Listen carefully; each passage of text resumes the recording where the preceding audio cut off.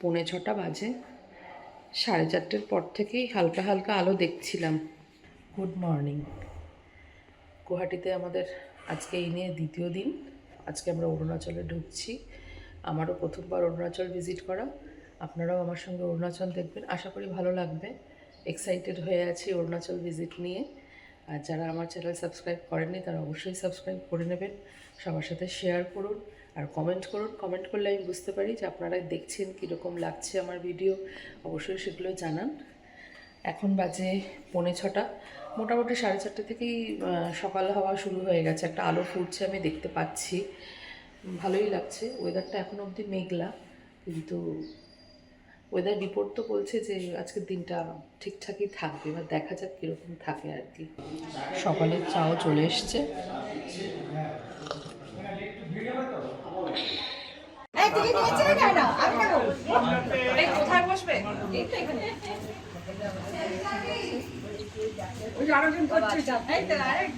ওখানে দিলে কিন্তু কেউ নেই, এইটা কিরম বিচ্ছিরি হয়ে গেল। যে খাচ্ছে সে নিজেই ভিডিও করছে।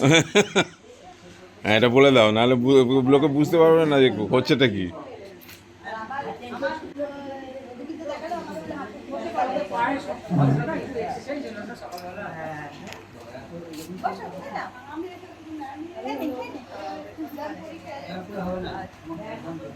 ব্রেকফাস্ট করে আমরা বেরিয়ে পড়লাম। আজকের গন্তব্য ভালুকপং। পাহাড়ি রাস্তা শুরু হয়ে গেল, এবার বাঁকে বাঁকে আস্তে আস্তে পাহাড়ে উঠছি। ওয়েদার পুরো মেঘলা, বাইরে কিন্তু খুব সুন্দর ঠান্ডা হাওয়া দিচ্ছে।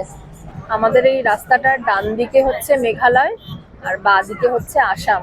এই রাস্তাটা ঠিক বর্ডারের মতন কাজ করছে আসাম আর মেঘালয়ের মাঝখানে।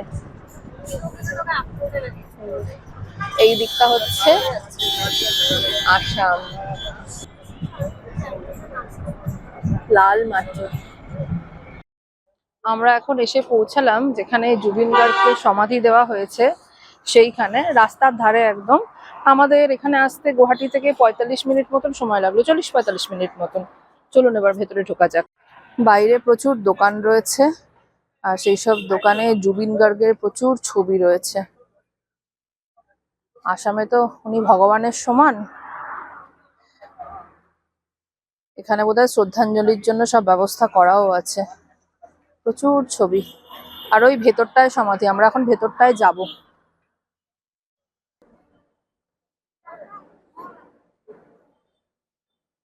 একদম পাহাড়ের পাদদেশে করা হয়েছে সমাধিটা। এই পাশে বড় রাস্তা, বড় গাড়ি সব যাচ্ছে, আর এইখানটায় হচ্ছে সমাধি। আস্তে আস্তে এটা আরো ডেকোরেট করা হবে। এটা রিসেন্ট করা হয়েছে তার বাড়ির কাছে। এইদিকে কাজকর্ম চলছে। এখানে শ্রদ্ধাঞ্জলির ব্যবস্থা করা আছে মনে হচ্ছে, সবাই এখানে গামছা টামছা দিয়েছে। আর পেছনেই ঠিক পাহাড় শুরু হয়ে গেছে, জঙ্গল শুরু হয়ে গেছে। একদম পাহাড়ের পাদদেশে একটা এরকম বিশাল বড় মাঠ, তার মধ্যে ছাউনি দিয়ে দিয়ে ব্যবস্থা করা হয়েছে। একটা টোল প্লাজা চলে এলো।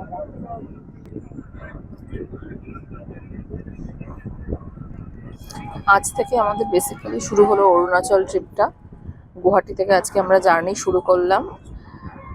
প্রথমেই আমরা আজকে যাব ভালুকপংয়ে। একটু আগে আমরা জুবিন গার্গের সমাধি দেখে নিয়েছি, এবার আস্তে আস্তে আমরা অরুণাচলের দিকে এগিয়ে যাচ্ছি। আমরা যে রাস্তা দিয়ে যাচ্ছি সেই রাস্তার ডান দিকে হচ্ছে মেঘালয় আর বাঁ দিকে হচ্ছে আসাম। গুয়াহাটিও আসামের মধ্যেই পড়ছে। এগিয়ে যাচ্ছি আমরা এখন ভালুকপং এর দিকে। যাত্রাপথে কিছু দেখলে অবশ্যই আপনাদের দেখাবো, শেয়ার করবো আপনাদের সাথে।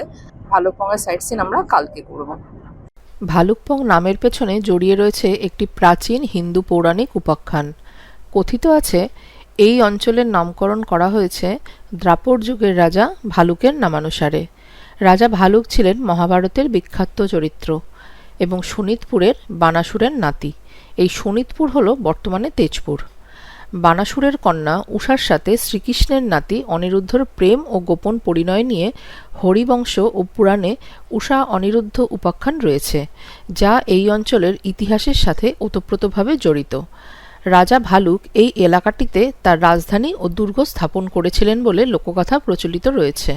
আবার ঐতিহাসিক তথ্য ও প্রত্নতাত্ত্বিক নিদর্শন অনুযায়ী ১০ম থেকে দ্বাদশ শতাব্দীর মাঝামাঝি সময়ে এই অঞ্চলে একটি শক্তিশালী দুর্গ গড়ে ওঠে, যা ভালুকপং দুর্গ নামে পরিচিত। স্থানীয় মতে রাজা ভালুক এটি তৈরি করলেও ইতিহাসবিদদের মতে অসমের কামরূপ সাম্রাজ্যের কোনো আঞ্চলিক শাসক বা পরবর্তীকালের কোনো রাজা এই প্রতিরক্ষামূলক দুর্গটি নির্মাণ করেছিলেন। দুর্গটি অসমের ব্রহ্মপুত্র উপত্যকা এবং অরুণাচল ও তিব্বতীয় হিমালয়ের ভেতরের পার্বত্য অঞ্চলের মধ্যে একটি অত্যন্ত গুরুত্বপূর্ণ পাহাড়ি গিরিপথ বা প্রবেশদ্বার, যা পাহারা দেওয়ার জন্য সামরিক চৌকি হিসাবে ব্যবহৃত হতো। কালের নিয়মে এবং ঘন জঙ্গলের কারণে দুর্গটি এখন ধ্বংসস্তূপে পরিণত হয়েছে, তবে এখনও পাহাড়ের ঢালে প্রাচীন পাথরের ব্লক, ইটের দেয়াল, একটি প্রাচীন পুকুর ও ইদারার অবশিষ্টাংশ দেখতে পাওয়া যায়। আমরা এখন এসে পৌঁছেছি গুহাইগাঁওতে। এখন বাজে 12:30। আমরা 9:30 রওনা দিয়েছিলাম। এই জায়গাটা নাম বললে হয়তো অনেকেই বুঝতে পারবেন না, আমি দেখাই কোথায় এসেছি, তাহলে একটু বুঝতে সুবিধা হবে। এই যে আমার ঠিক পেছনেই হচ্ছে মহামৃত্যুঞ্জয় মন্দির। এখানেই আমরা লাঞ্চ টাঞ্চ করবো, করে তারপরে ভালুকপং এর দিকে আমরা এগিয়ে যাব। মন্দিরটি পেরিয়ে একটু এগিয়ে আমরা রাস্তার ধারে দাঁড়ালাম। খুব সুন্দর গ্রাম্য জায়গা।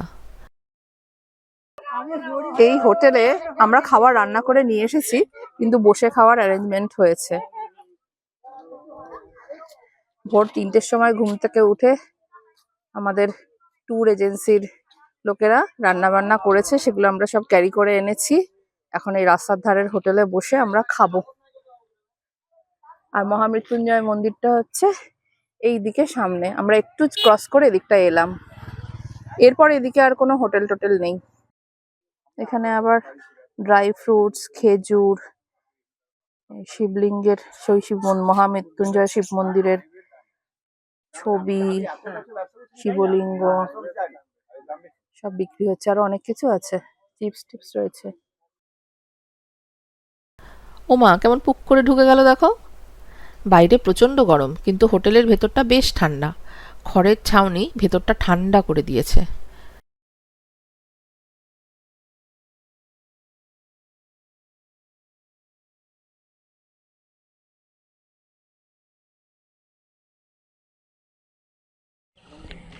আমি এখন যেখানে দাঁড়িয়ে রয়েছি ঠিক তার পেছনেই দেখা যাচ্ছে মহামৃত্যুঞ্জয় মন্দির। এই যে শিবলিঙ্গ, মন্দিরের আকার শিবলিঙ্গের মতন, কিন্তু এর নিচে মন্দির রয়েছে। এই মন্দিরের উচ্চতা হচ্ছে 126 ফুট।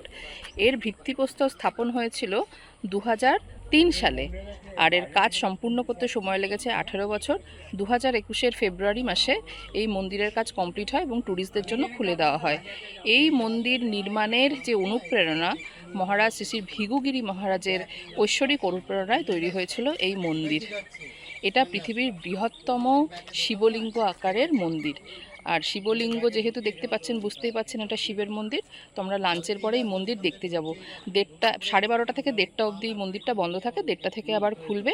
এর মধ্যে আমরা লাঞ্চটা কমপ্লিট করে নিচ্ছি এবং তারপরে এগিয়ে যাব মন্দির দর্শন, এবং আপনাদেরকেও দেখাবো। আমাদের গাড়ি এসছে, টায়ার ফায়ার পাংচার করে 1 ঘন্টা লেট। মহারাজ ঢুকলেন, আর বাইরে প্রচন্ড আলো, তাই দেখা যাচ্ছে না। উচ্ছে ভাজা, ভাত, পুঁই শাকের তরকারি, মাছ, আর শেষ পাতে চাটনি। আমাদের সাথে একটা ছোট গাড়ি আছে, যাতে রান্নার সমস্ত জিনিসপত্র, খাবার ক্যারি করা হচ্ছে। সেই গাড়িটার টায়ার পাংচার করে আসতে লেট করায় আমাদের খেতেও লেট হলো, আর এই মন্দিরটাতে ঢোকাও হলো না সময়ের অভাবে। ভারাক্রান্ত মন নিয়ে পেছনের সিটে বসে ঝাঁকুনি খেতে খেতে চললাম ভালুকপংয়ের দিকে।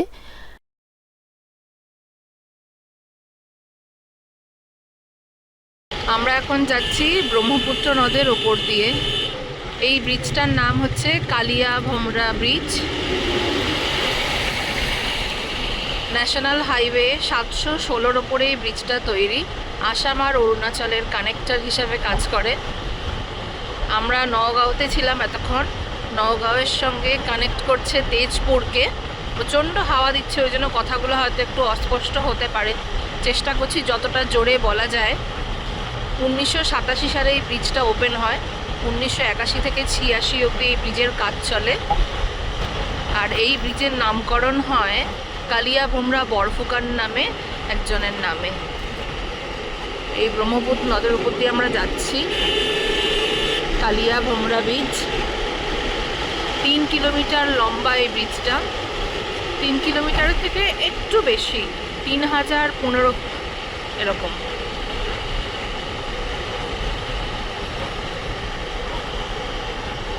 নদীতে জল আছে কিন্তু এদিকটা বেশ অনেকটা চড় পড়ে আছে।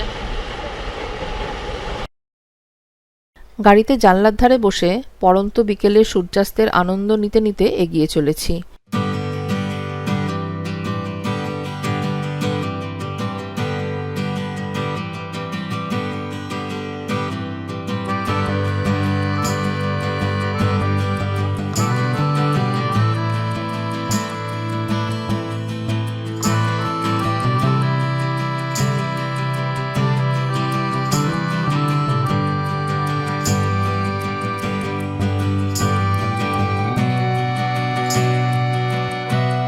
আরও একটা দিন শেষ হতে চলল।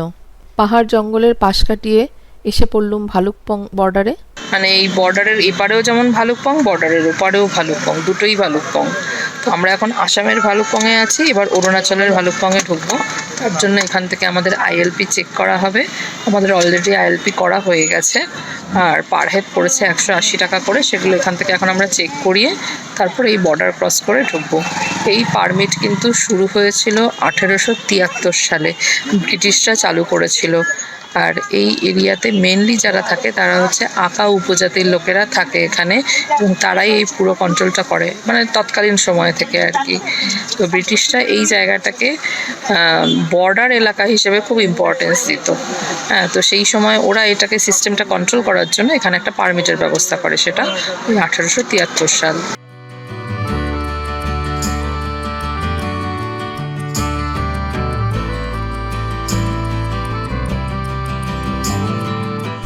পৌঁছে গেলাম আমরা আমাদের হোটেলে,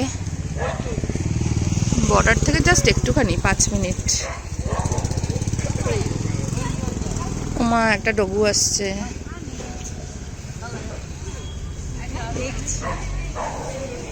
খেলার মাঠ, এদিকে আমাদের জিনিসপত্র নামানো শুরু হয়েছে, গাড়ি থেকে সব জিনিসপত্র নামছে।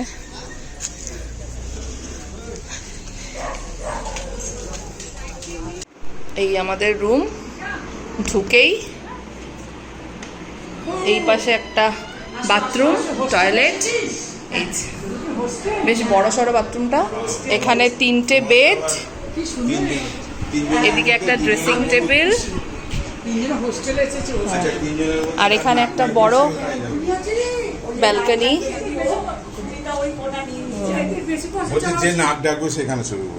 আমি মনে হয় ডাকি, আমাকেই শুতে হবে। পথের খোঁজে ট্যুর গ্রুপের এই দাদাদের কিন্তু কোনো বিশ্রাম নেই, এসেই রান্নার কাজে লেগে পড়েছেন তারা। তাদের খাবারের স্বাদও ছিল যেমন অপূর্ব, তেমন তাদের ব্যবহার। হেল্প লাগলে বলো। হোটেলটার বাইরে কত গাছ লাগানো, গাছে গাছময়।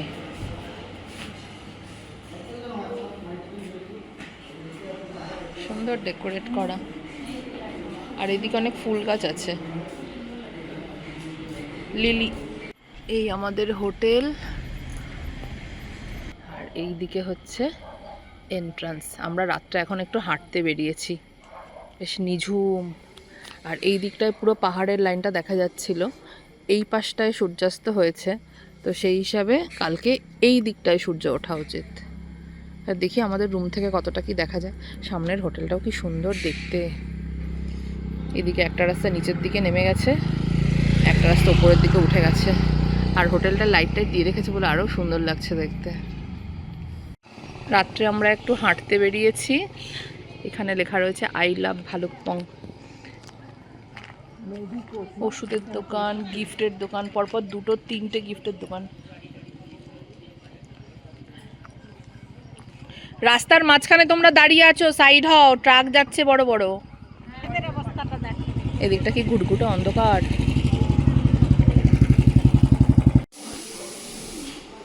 এটা আমাদের ডাইনিং এরিয়া, আমরা এখন একটু আড্ডা দেব। বিকেলে স্ন্যাক্সে আজকে আমরা নিচ্ছি ম্যাগি। এরপর অনেকক্ষণ আড্ডা দিয়ে ডিনার করে নিলাম। সারাদিনের জার্নিতে খুব টায়ার্ড হয়ে পড়েছিলাম, তাই আর ভিডিও করা হয়নি। আরও দারুণ দারুণ সব ভিডিও আসবে, সঙ্গে থাকবেন। ভিডিওটা ভালো লাগলে কি করতে হবে আর বলে দিতে হবে না নিশ্চয়ই। Good night.